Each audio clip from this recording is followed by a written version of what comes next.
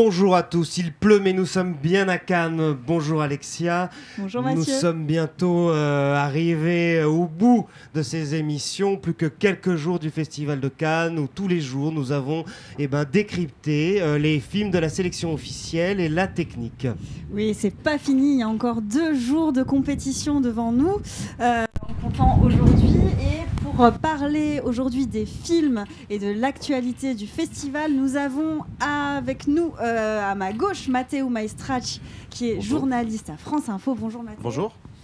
À ses côtés, nous avons Camille Chevalier qui est membre actif du collectif Sous les écrans l'Ardèche. Bonjour Camille. Bonjour.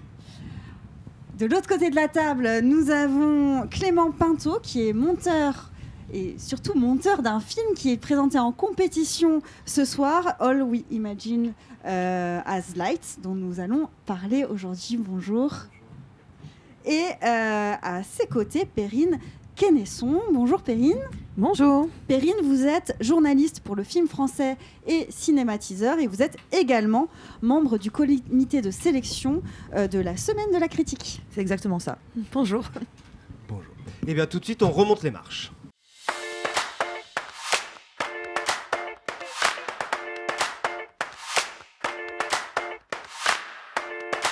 Eh bien hier, ce sont 2 films présentés en compétition officielle, 2 films où l'on entend parler portugais, un film du cinéaste Miguel Gomes, Grand Tour, et Hôtel Destino du cinéaste brésilien Karim Enouz. Perrine, je crois que ce dernier, vous l'avez vu à la séance de 22h. À la séance de 22h, oui, en fait, je l'ai vu, ça c'est sûr. Je l'ai vu, alors je sais plus quelle journée, je sais plus quelle heure il est. Donc, mais en tout cas, je l'ai vu. Nous sommes tous dans le même état. On est tous dans le même état, voilà, c'est ça, on le dit pas assez. Donc oui, non, je l'ai vu et c'est vrai que c'est un film que j'attendais personnellement beaucoup, Motel Destino, parce que je pense voilà, que Karim Enouz est un très grand cinéaste. Il l'avait prouvé il y a quelques années avec La vie invisible de Ridis Gusmao, qui était à un certain regard. L'année dernière avec Firebrand, le jeu de la reine, qui était aussi en compétition. C'est peut-être un film plus personnel, il retourne à un film plus personnel. C'est ça, là il retourne au Brésil après avoir fait un petit peu un aparté en anglais. Là il retourne au Brésil, il retourne dans sa langue aussi natale. Et c'est un retour, j'ai envie de dire, très chaud. Très très chaud, parce qu'on est quand même sur quelque chose de... un film noir, plutôt érotique, j'ai envie de dire. Il y a quand même beaucoup, si ce n'est de scènes de sexe, des bruits de coït, voilà. Donc c'est quand même très très chaud. Il est présenté d'ailleurs comme un thriller érotique. Il peut. Il peut. Coït de ce fameux motel, donc, qui serait un lieu de passage et de rencontre. Donc un lieu de passage. Oui, avec on peut dire ça comme ça, mais voilà, c'est un jeune homme qui fuit une mafia locale à qui il doit finalement de l'argent et qui se réfugie dans ce motel. Et il va tomber amoureux de la copropriétaire de ce motel. On retrouve une trame qui est un peu proche du facteur Sonne toujours 2 fois. Donc on a vraiment cette trame-là. Après, ça ne se termine pas de la même manière, mais on est vraiment dans cette typologie de film. Et c'est un film que je trouve très intéressant et très beau à regarder. Si on doit parler technique, c'est vrai qu'en termes de la photographie, le travail sur la lumière particulièrement, avec des couleurs très très fortes, très très appuyées, est vraiment très réussi. J'ai plus de mal sur le rythme du film qui prend un petit peu trop son temps et très répétitif pour finalement un final qui n'est pas à la hauteur de ce qu'il préparait pendant toute sa durée, quoi. Mathéo, vous l'avez vu aussi ? Oui, je l'ai vu et je me suis demandé si après avoir fait le jeu de la reine l'année dernière, où il y avait quand même des très très beaux costumes, c'était très chargé en costumes de l'époque victorienne, je pense qu'il a dû saturer. Il a dit donc, du coup maintenant tout le monde se met en slip. Non mais parce qu'effectivement dans le film tout le monde est en tenue légère. Il y a effectivement énormément de scènes érotiques où effectivement seulement... D'ailleurs il y a quelque chose de très drôle, c'est que dans ce motel il y a un couloir où il y a un grand panneau Silencio et on entend tout le temps des gens dans leurs non, ça pourrait, mais effectivement c'est très chaud. J'ai même dit moi à Karim Enouz quand je l'ai interviewé, j'ai dit votre film est aphrodisiaque, votre film en tout cas c'est mon point de vue, votre film donne envie de faire l'amour. Bon, après peut-être que la date de sortie, peut-être que les 10 jours de festival jouent aussi. non mais je lui ai dit et ça l'a fait beaucoup rire. Mais c'est effectivement, moi pour être plus sérieux, dès le générique de début en fait il y a une police de caractère jaune hyper forte. Et lui, il dit qu'il s'est inspiré notamment du giallo italien, les films d'horreur des années 70, pour vraiment résumer. Et il y a un peu de ça, effectivement. Il y a quelque chose d'un peu outré qui fonctionne assez bien. Et moi, j'ai bien aimé les personnages, les acteurs sont bien. Voilà. Et puis, au niveau de, vous parliez de nudité, là c'est un film à Cannes, on a eu beaucoup de films où les femmes étaient souvent présentées dénudées pendant la sélection, et là on a un traitement à peu près égal entre les femmes et les hommes, les corps de tout le monde. Tout à fait. Tout à fait, c'est assez équilibré. Enfin, je sais pas ce que tu en penses. Si, moi je pense. Et tout le monde est filmé avec le même désir, enfin, en tout cas cette même manière de les regarder dans leur nudité, mais aussi dans la séduction que ça peut provoquer, ou en tout cas le désir que ça peut provoquer surtout. Et je pensais aussi en termes. Parce que ce couloir où on n'entend que des bruits de débats plus ou moins, il y a des gens qui sont quand même très bruyants visiblement, débats, c'est quand même aussi un gros travail de design sonore qui est assez impressionnant. C'est vrai que c'est une sorte de bande-son qui nous accompagne pendant presque tout le film en fait. Et donc qui devient presque la musique du film au-delà de la musique elle-même, et c'est vrai que c'est un peu aphrodisiaque, je sais pas, mais en tout cas c'est sûr que ça fait travailler l'imaginaire à plein d'endroits, parce qu'on entend plus qu'on ne voit finalement. Il y a un aspect même un peu risque de crise d'épilepsie. Il y a un carton au début du film pour prévenir un petit peu les personnes qui assisteraient au spectacle. Oui, parce qu'il y a quelques effets de lumière un peu stroboscopiques par moment. Le personnage a des visions, et ces visions apparaissent de manière assez stroboscopique, donc, et toujours avec ses couleurs très fortes. Et donc c'est vrai quand vous dites qu'il a il est inspiré du giallo, c'est pas très étonnant, parce qu'on retrouve ces couleurs très très fortes du giallo, le rouge, le vert, voilà, on va retrouver le jaune, voilà, qui vont marquer l'image. Ah, et sur le fond aussi, ce qui est intéressant, c'est que il avait envie de retourner au Brésil. D'ailleurs, il tourne chez lui dans le nord-est, dans l'état du Ceará, je crois, j'espère que je prononce bien. C'est vraiment chez lui. Et il y a un personnage, tous ces personnages sont ambigus, mais il y a un personnage qui est, on va dire, toxique, qui n'a pas vraiment de qualité. Et j'en ai parlé, et il m'a dit qu'il s'était inspiré des politiciens d'extrême droite de son pays, qu'il a mélangé pour faire ce personnage, et qu'il y a des choses assez méchantes que dit ce personnage-là, qui s'appelle Elias dans le film, qui sont des vraies phrases que certains de ces politiciens avaient vraiment prononcées. Donc ça, j'ai trouvé ça assez fort sur le fond. Dans son discours, d'ailleurs, à la fin de la projection de 22h, il a effectivement fait référence à la situation politique du Brésil et du tournant et de la respiration actuelle. Vous aussi, vous avez vu une référence au facteur sonne toujours deux fois ? Non, pour être tout à fait honnête, je l'ai vu après dans la presse, mais moi j'y ai pas pensé tout de suite. Ouais. Mais oui, elle est évidente. Ouais. Je trouve que c'est plutôt une bonne référence quand on va chercher aussi un film où il y a et Jack Nicholson et Jessica Lange. En termes de film un peu chaud, on est là aussi quand même, donc finalement cette référence est pas mal. Après, moi je trouve que le film dans son entièreté, pour être honnête, étant une très grande admiratrice du travail de Karim Aïnouz, j'étais un tout petit peu déçue, je me suis un tout petit peu ennuyée quand même, parce que ça dure presque 2 heures, et on a vraiment cette sensation que le film ne progresse pas vraiment, quoi. Et rejoue un peu les mêmes séquences assez régulièrement, jusqu'à, encore une fois, cette fin qui arrive un petit peu comme un cheveu sur la soupe, et très expéditive. Finalement, tout se boucle très très rapidement sur la fin, alors que le reste a été travaillé et tendu pendant au moins les 2/3 du film, quoi. Et Matteo, également, vous metteriez ça sur une attente non satisfaite, ou peut-être sur 10 jours de festival écoulé ? Je pense que plus les jours passent, plus la fatigue intervient. Moins on est, je cherche le terme, moins on est indulgent avec les films, c'est possible. Après, je ne suis pas persuadé que sur ce film-là, particulièrement, il y avait une très très très très grande attente, même si c'est... Moi, si. Ouais, mais voilà, mais effectivement, je peux comprendre, parce que c'est comme Sean Baker, en fait. C'est intéressant de voir la progression et l'évolution. On pourrait dire ça de tout le monde, mais de ce genre de cinéaste-là, un petit peu indépendant, avec des idées un peu internationales, qui a vraiment un esprit ouvert sur le monde. Il y avait une attente là-dessus, et je trouve qu'il fait un film très personnel, avec ce que ça comporte de qualité et de défaut. Voilà. Autre film qui nous emmenait ailleurs hier soir, c'est Grand Tour. Grand Tour, il me semble que Clément, vous l'avez vu également. Est-ce que vous pouvez nous dire un peu ce que vous en avez pensé, et même vous en tant que monteur, ce que vous avez pensé du montage de ce film ? Bon, déjà, je suis quand même un grand admirateur de Miguel Gomes. Et du coup, j'avais aussi des grandes attentes par rapport à ce film-là. Et j'étais déçu, vraiment, honnêtement, parce que à la fois, je trouve que le film déploie des choses formidables dans tous ses aspects techniques, dans tous ses aspects plastiques. Il est quand même tellement fort pour ce qui est la photographie, l'image, le montage aussi. Il y a des choses qui sont éblouissantes. Et en même temps, le pari du film de faire fonctionner comme ça ce espèce de voyage du début de siècle avec des images à moitié documentaires, je trouve que sur une forme aussi longue, il aurait fallu peut-être être... je trouve que dans le romanesque, il y a quelque chose qui échoue pour moi. Parce que l'histoire, alors qu'elle est quand même assez tragique, elle est pas assez forte, je trouve, pour tenir comme ça.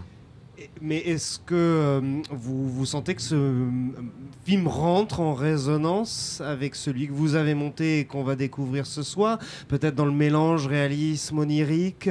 Est-ce que peut-être un autre film, mais vous n'étiez peut-être pas encore arrivé sur le festival, le film de Jazenke aussi, traite aussi comme ça d'images réelles et nous amène dans une nouvelle forme de récit? Est-ce que vous l'avez ressenti comme ça?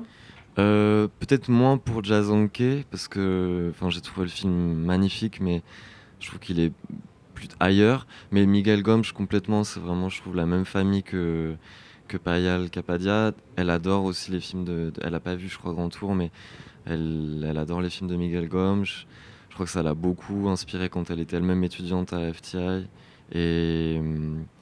Et complètement dans les voix off notamment, c'est quelque chose, même dans le film précédent de Payal, Night of Knowing Nothing, c'était quelque chose qui était très présent. Donc, ouais. Et Mathéo, est-ce que vous partagez ces sentiments sur le film ? Je crois que malheureusement pour Miguel Gomes, dans les séances je pense que c'est le film qui a battu le record d'endormissement. Non, mais c'est pas du tout. Là je donne l'impression de descendre le film. Moi, j'ai plutôt apprécié. Mais je crois que le rythme, qui est quand même assez particulier, le fait de s'appuyer beaucoup sur des voix off aussi, peut-être que ça a conduit certains de mes confrères, dont je tairai le nom, dans les bras de Morphée. Moi, je suis partagé, en fait. Je sais pas vraiment quoi penser du film. Je suis un grand fan de Tabou. Et je pense c'est difficile je pense qu'on ne peut pas détester Miguel Gomes, et je crois c'est difficile de faire la fine bouche par rapport à ce qu'il nous propose, parce que c'est toujours inventif, c'est toujours délicat. On a l'impression parfois dans plein de scènes, et notamment des scènes de nature, des scènes avec des animaux, on a l'impression de redécouvrir le monde à travers ses yeux. À chaque fois qu'on va dans un pays, c'est la langue du pays qui sert de voix off. C'est une idée formidable, mais autant je trouve que c'est tout le temps joli, vraiment, autant je trouve que parfois c'est un petit peu ennuyeux. Mais bon, il y a l'univers colonial qui est quelque chose qui traverse aussi sa filmographie et qui est là représenté par l'empire colonial anglais, mais parlé en portugais. Oui. C'est quelque chose d'assez troublant aussi, qui ajoute une dimension onirique. Je sais pas si vous êtes d'accord. Moi, je trouve que cet aspect-là, il n'est pas assez approfondi. Je trouve qu'il est présent, mais on est frustré. En gros, moi, je me dis, soit il fallait pas le mettre, mais là, en fait, ça paraît presque un peu superficiel. En fait, on aimerait bien que, justement, sur le colonialisme, sur les rapports de classe, on aimerait bien qu'il aille un peu plus loin. Et comme pas mal de choses sont traitées de manière un petit peu légère et poétique, moi, j'aurais bien aimé en avoir plus là-dessus. Mais je sais pas si t'es d'accord. Si vous êtes d'accord, pardon.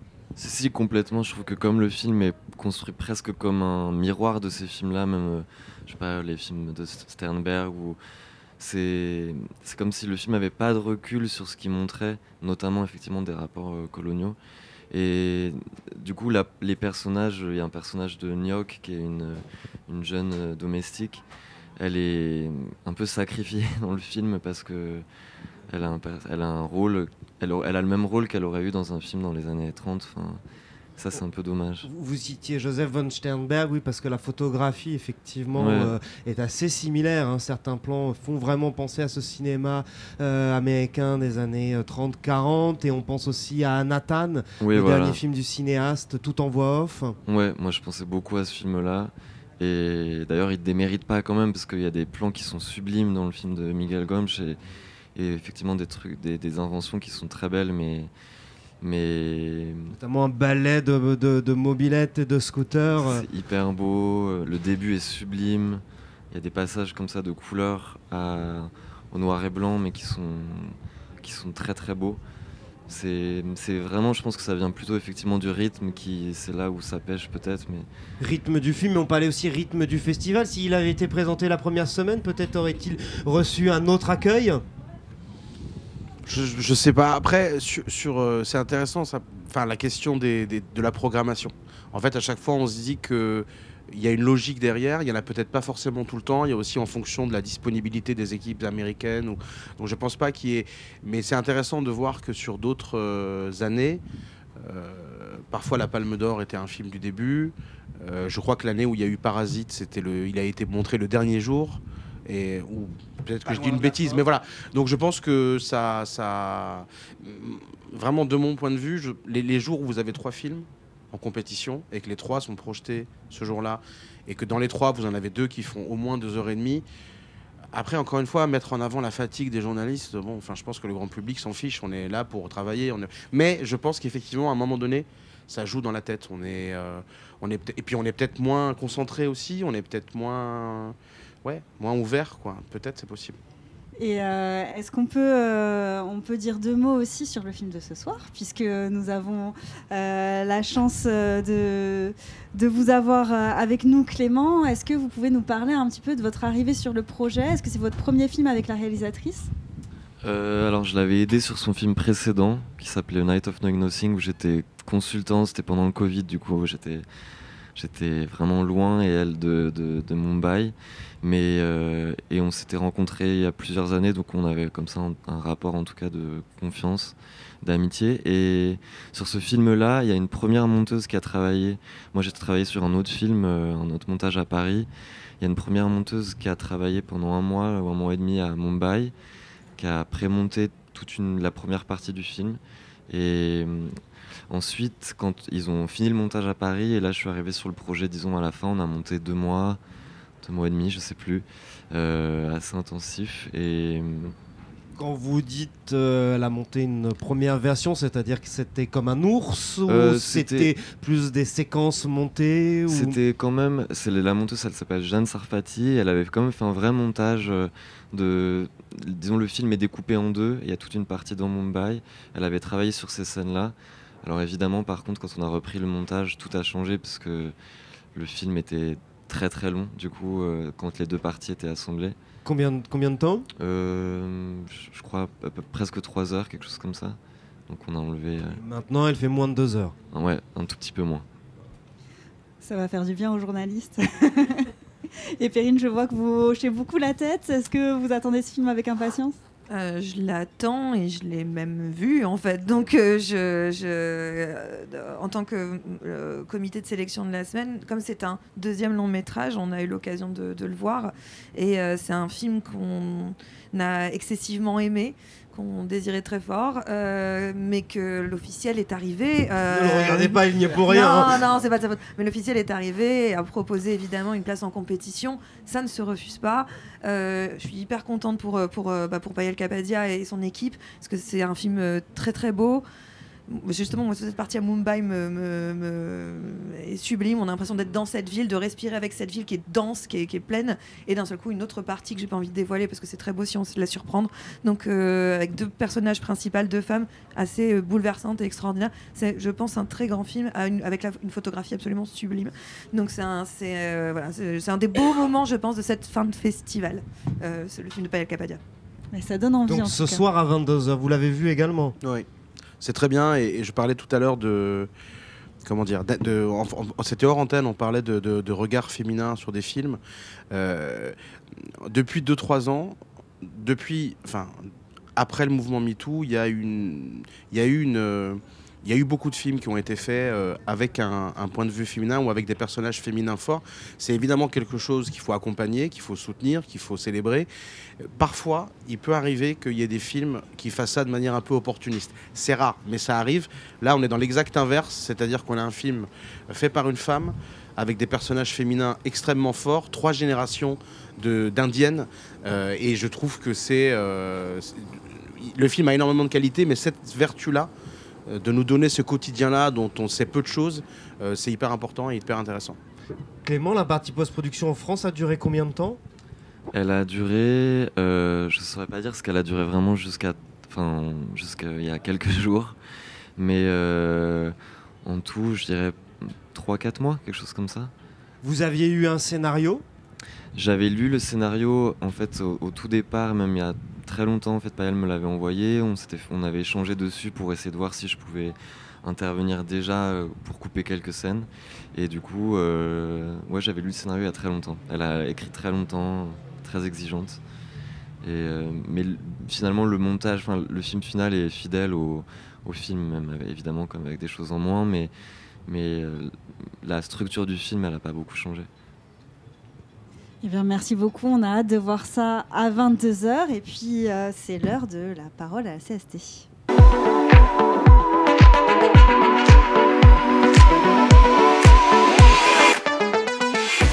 Parole à la CST qui n'est pas vraiment aujourd'hui une parole à la CST puisque nous allons parler du collectif Sous les écrans l'Adèche.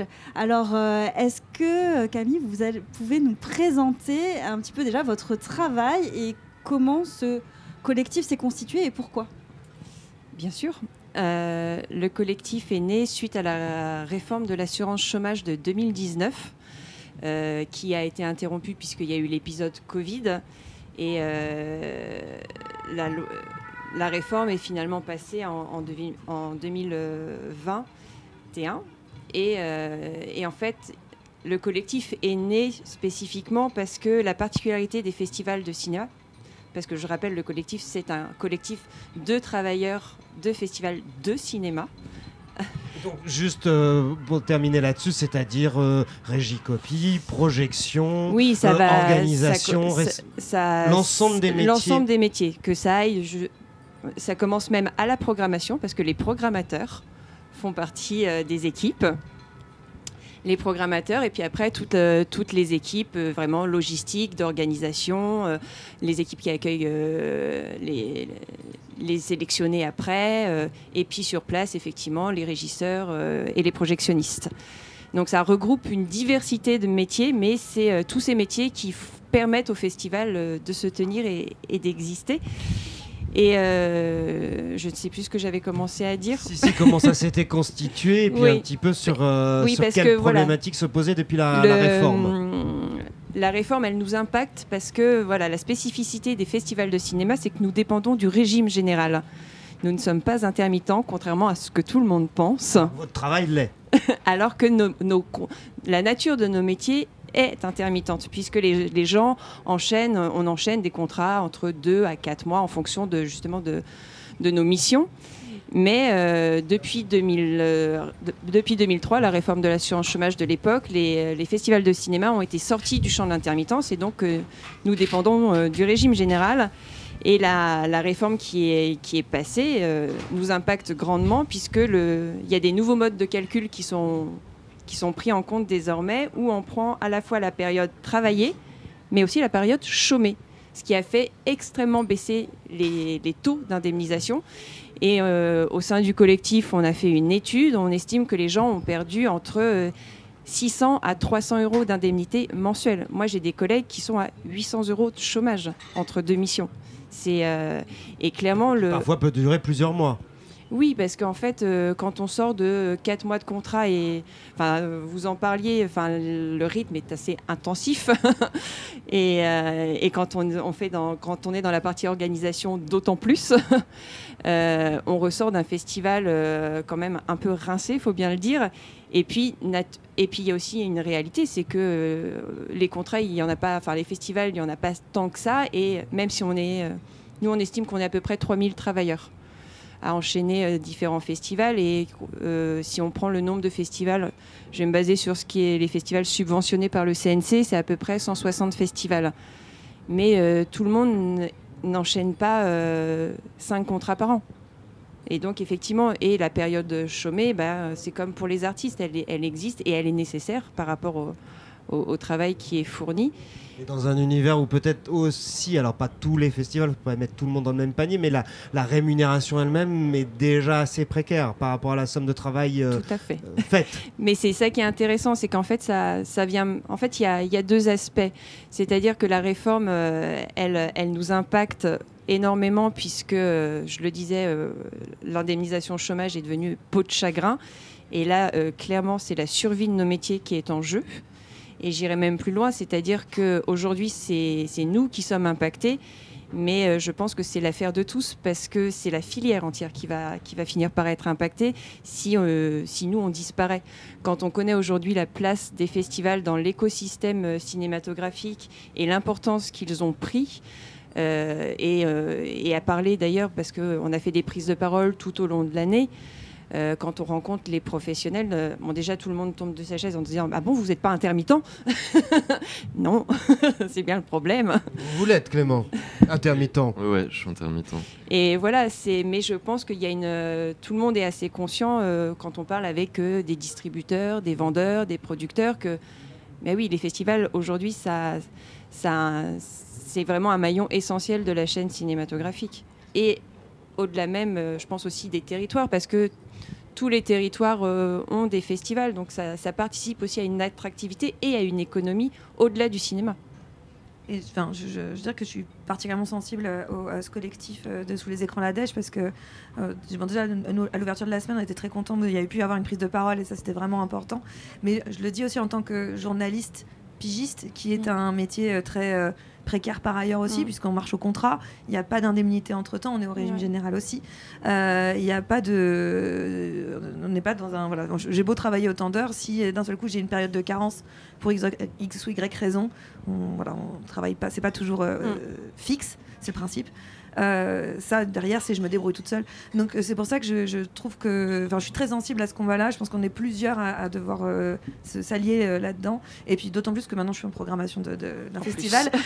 je connais très bien cette question-là, et quand vous parlez d'intensité du travail et qu'on peut pas enchaîner, non, parce que humainement on peut pas enchaîner 5 contrats comme ça, c'est épuisant pour le corps, pour tout. Donc je pense qu'en effet c'est quelque chose à prendre en compte, et que bien sûr qu'il faudrait que ça revienne en intermittence en fait. Il y a ça, et puis il y a on est mobile, c'est-à-dire que c'est faire 3 mois de contrat à Lille, puis enchaîner 2 mois de contrat à Lyon, puis enchaîner 5 mois de contrat à Cannes. Enfin, c'est la vie de famille, voilà. Bonjour. Ouais. Et là, pendant le Festival de Cannes, vous avez pu prendre la parole. Est-ce que ça a fait bouger les choses? Est-ce qu'il y a eu des discussions qui ont eu... Oui, en fait, il y a eu un élément qui est venu un peu perturber le calendrier, puisque ça fait 1 an qu'on fait des prises de parole en festival et qu'on a commencé un travail de fond avec le ministère de la Culture et le CNC, puisque cette réforme, elle a aussi mis en lumière les conditions d'embauche et le manque de structuration du milieu. C'est-à-dire que les festivals, ce sont des associations, mais très peu sont rattachés à une convention collective. Et donc, qui dit pas de convention collective, on n'est pas rattaché à une branche, quelle qu'elle soit. Donc, ça veut dire pas de fiche de poste préétablie, pas de grille de salaire, des avantages sociaux. En fait, on a le droit du travail le plus basique et le régime général. Donc là, vous êtes tous des passionnés, ça s'explique. Bien évidemment, mais il y a un moment, ça ne suffit pas. Ça on paye ne pas le mange loyer. pas de sa passion. C'est-à-dire que oui, après, voilà, métier passion, moi c'est une expression, j'avoue, que j'ai du mal, mais parce que métier avant tout en fait. Mais il est évident que si on fait ces métiers-là, c'est par passion bien sûr, et qu'on aime ces métiers-là, et c'est d'ailleurs pour ça qu'on les défend et qu'on veut pouvoir continuer à en vivre. Et du coup, la prochaine étape, c'est quoi? Ça va être de structurer vraiment Alors, il y a deux volets. C'est-à-dire qu'effectivement, il y a toute la partie structuration qui est en cours et que là, on a un vrai accompagnement par le ministère de la Culture. Mais cette réponse-là, elle n'est pas suffisante aujourd'hui. Nous, ce qu'on a demandé et ce qu'on continue à réclamer, c'est...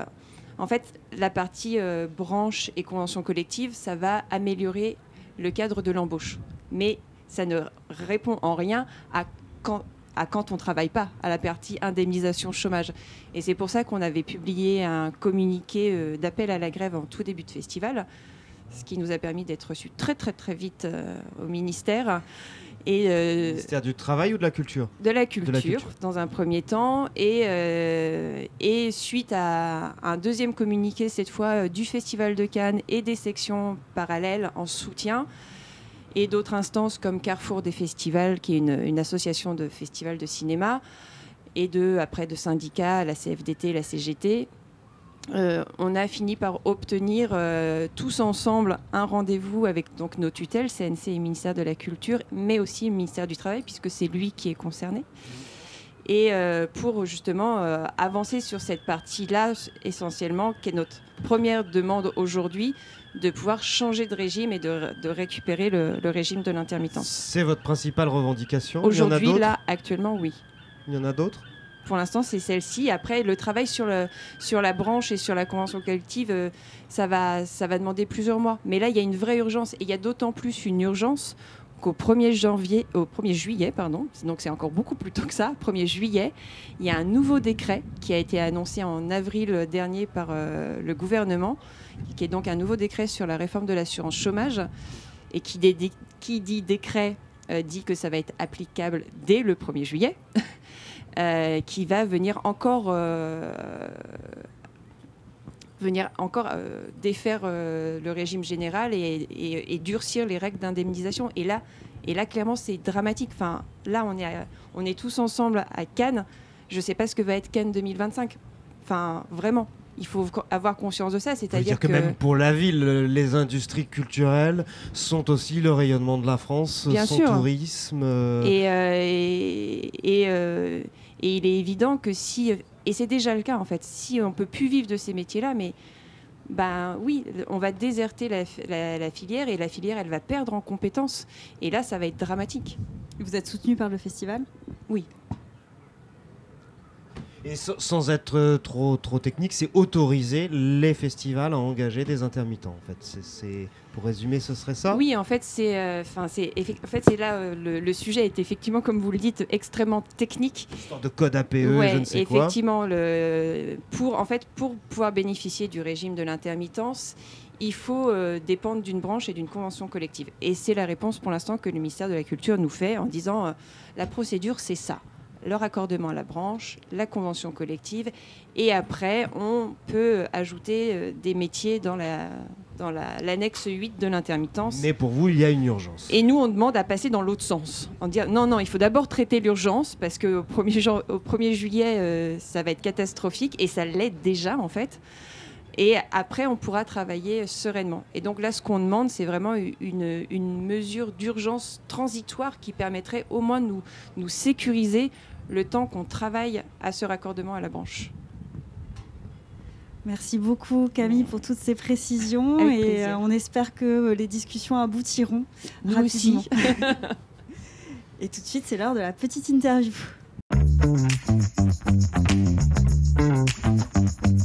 Je m'appelle Marion Burgère, je suis chef décoratrice, mais aussi réalisatrice d'une œuvre immersive qui est cette année à la première édition de la compétition création immersive. Mon premier festival de Cannes, je crois que c'était 2016, j'ai un petit doute sur la date, mais ça date. Mais c'était pour Divine, d'Ouda Benyamina, où j'étais chef décoratrice pour la première fois sur un long-métrage, et ce film a forcément gagné la Caméra d'Or. Et du coup, c'était assez magique. Et c'était aussi mon meilleur souvenir, je crois, mon plus beau souvenir de Cannes, parce qu'il y avait un goût de première fois d'un projet qui était un peu trop grand pour nous, peut-être à un endroit qui avait été assez ambitieux, et tout d'un coup ça devenait le film qui au départ devait s'appeler Bâtarde, et ça s'appelait finalement Divine. Et sous la lumière de Cannes, c'est devenu un peu un espèce de... Voilà, il y a un petit papillon qui a ouvert ses ailes, et tous, on était tous à peu près dans des premières fois à nos postes. Donc il y avait vraiment une magie de vivre ça à Cannes, quoi, de découvrir le film à Cannes. Ce prix de la jeune technicienne, c'était encore une fois aussi une espèce de mise en avant de la jeunesse en général, mais du coup aussi du fait d'être une femme à certains postes, et un espèce d'exemple aussi pour se dire ok, c'est possible de pouvoir être jeune, une femme et faire des métiers à responsabilité, et du coup ça donne confiance aussi sur le fait qu'on peut aussi évoluer et rapidement et faire et travailler sur des projets importants, intéressants. Ça donne confiance aussi en fait d'avoir ce genre de prix. Ça, c'est un super beau cadeau de se dire que le milieu confirme qu'on est bien à notre place, parce qu'en termes de légitimité, c'est pas toujours évident. Donc je pense que c'est un prix qui aide à se légitimer aussi à l'endroit où on est dans notre métier.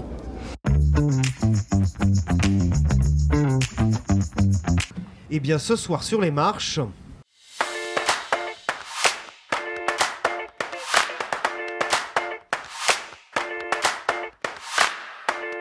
eh bien un film de 3 heures, L'amour ouf.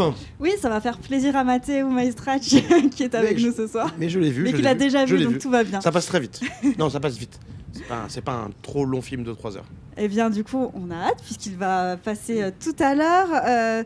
Donc, L'amour ouf de Gilles Lellouche, et c'est la première fois qu'il présente un film en compétition à Cannes, puisqu'il était déjà venu présenter Le Grand Blin, mais hors compétition en 2018.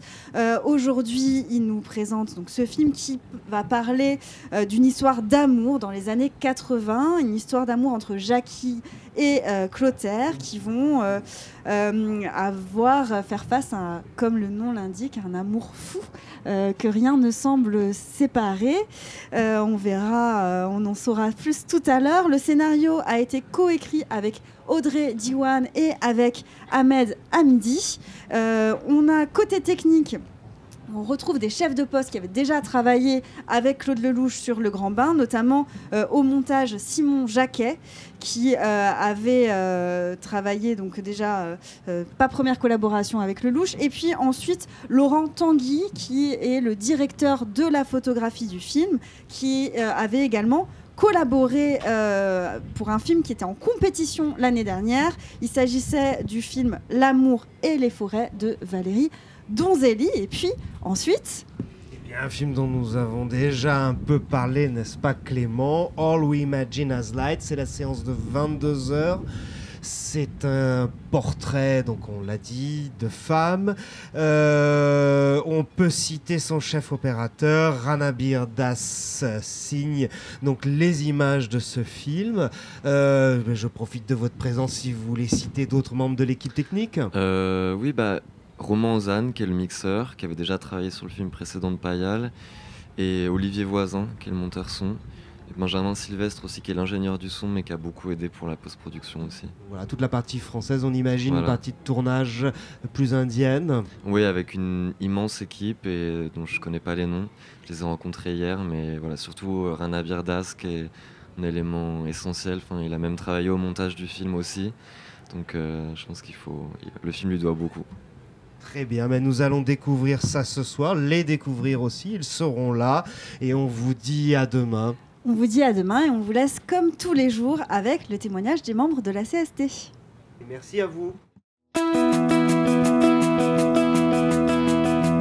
Le prix du technicien, en 2 mots, c'est un moment intense parce que voir 21 films, ou une vingtaine en tout cas, ça m'était jamais arrivé. Et puis surtout les voir d'une façon très différente de d'habitude, c'est-à-dire en réfléchissant à ce côté technique et essayer de trouver quel est le film qui correspond le mieux à ces critères. C'était pas évident, mais ça a été un moment génial.